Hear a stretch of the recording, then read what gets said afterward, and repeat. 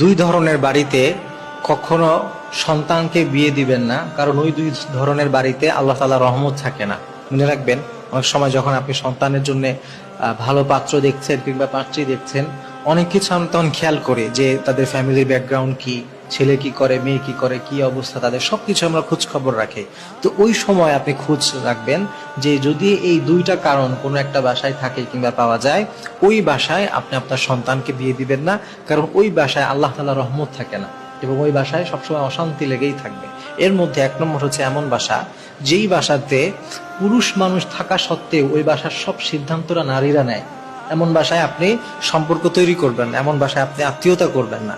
কারণ হাদিসের মধ্যে আছে, নবীজি সাল্লাল্লাহু আলাইহি ওয়াসাল্লাম হাদিসের মধ্যে বলেছেন, যখন কোন জাতি তাদের কোনো বিষয়ে সিদ্ধান্ত নেওয়ার ক্ষেত্রে নারীদেরকে ওই সিদ্ধান্ত নেওয়ার ক্ষেত্রে ছেড়ে দেয়, ওই জাতি কখনো সফল হতে পারে না। তো যেই বাসায় শুধুমাত্র নারীদের মাতবাড়ি চলে, নারীদের সিদ্ধান্তই চূড়ান্ত সিদ্ধান্ত, ওই বাসায় আল্লাহর রহমত থাকবে না। এই কথার দ্বারা কিন্তু উদ্দেশ্য এটা না যে নারীদেরকে অসম্মান করা, নারীদেরকে ছোট করা, বরং এই কথা দ্বারা উদ্দেশ্য হলো নারীরা সাধারণত আবেগপ্রবণ হয়ে থাকে, তাদের মুড সুইং হয় অনেক বেশি, হঠাৎ উঠানামা করে, তার আবেগের বশে অনেক ভুল সিদ্ধান্ত নিয়ে ফেলে, পরে গিয়ে সেটা তারা চিন্তা করে যে না, কাজটা ঠিক হয়নি।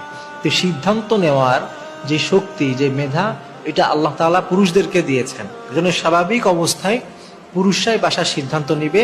হ্যাঁ, নারীরা তাদের খেয়াল অবশ্যই দিতে পারবে, তাদের মতামত দিতে পারবে, এটাতে কোনো প্রবলেম নাই। নারীরা মতামত দিবে, কখনো কখনো পুরুষদের থেকে নারীদের মতামতটা ভালোও হতে পারে, তখন রায়টাও হয়তো ওই নারীর কথা অনুযায়ী হবে। কিন্তু স্বাভাবিক অবস্থায় একজন বাসায় পুরুষ থাকলে, মুরব্বী থাকলে, বাবা থাকলে, স্বামী থাকলে, স্বাভাবিকভাবে ওই বাসার রায় কিংবা একটা সিদ্ধান্ত নেওয়ার ক্ষেত্রে পুরুষরাই সিদ্ধান্তটা নেবে।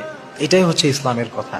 কিন্তু অনেক জায়গায় আছে যে নারীদের কথাই চলে। যদি আপনি যেখানে আত্মীয়তা করবেন, নারীর কথাই সবকিছু হয়, উঠা বসা সবকিছু, আপনি মনে রাখবেন ওই বাসায় আত্মীয়তা করলে আপনি হাজারো রকমের প্রবলেমে পড়ে যাবেন। ওই বাসায় আল্লাহর রহমত থাকবেন এক নম্বরে, দুই নম্বরে নারীদের কথার আজকে একটা কালকে আর একটা মুড সুইং হয়, এটা সেটা নানান রকম ঝামেলার মধ্যে আপনি পড়ে যাবেন। তো এই শ্রেণীর বাসায় আপনি কখনো আপনি আত্মীয়তা করতে যাবেন না, আপনার সন্তানকে বিয়ে দিতে যাবেন না। আর দুই নম্বরে, যেই বাসায় হারাম উপার্জন করা হয় কিংবা হারাম উপার্জন আছে, যে বাসার মূল যারা কিংবা যাদের মাধ্যমে সংসার চলে, তারা যদি কোনো হারাম কাজে জড়িত থাকে স্পষ্টভাবে, আর আপনি যদি এটা জানতে পারেন, ওই বাসায় কখনো আত্মীয়তা করতে যাবেন না।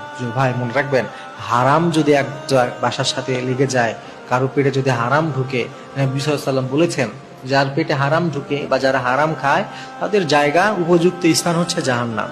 মানে এটাই তাদের উপযুক্ত স্থান। তো আপনি যদি জানেন যে কোনো একটা বাসায় খোঁজ খবর নিয়ে যে এরা কোনো হারাম কাজে জড়িত আছে, এরা দুর্নীতির সাথে জড়িত, চুরির সাথে জড়িত, কিংবা সুদের সাথে জড়িত, ঘুষ খায়, সুদ খায়, এই ধরনের কোনো কিছু যদি আপনি জানতে পারেন, মদের ব্যবসা করে, এই ধরনের যা কিছু হতে পারে, আপনি ওই বাসায় কখনো আত্মীয়তা করবেন না।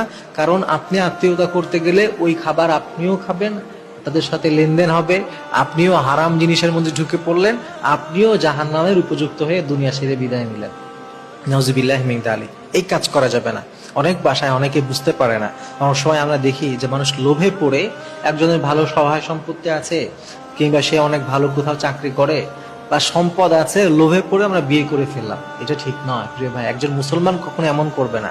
একজন মুসলমান সে আগে দেখবে যে কোনটা করলে আল্লাহ খুশি হয়, কোনটা করলে আমার আখিরাত নিরাপদ থাকে। আপনি এমন কাজ করবেন। অনেক সময় আছে বিভিন্ন ব্যাংকের অনেক বড় বড় অফিসাররা আছে, বিভিন্ন ব্যাংকের বড় বড় পদে আছে, যে সমস্ত ব্যাংকগুলো সম্পূর্ণ সুদের উপরে ভিত্তি করে চলে।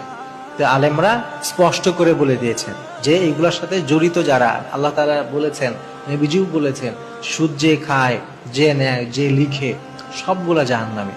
সুদের সাথে যাদের সম্পর্ক থাকবে, তো যারা এই সুদ ভিত্তিক ব্যাংকে চাকরি করে তাদের সাথেও লেনদেন করবেন না।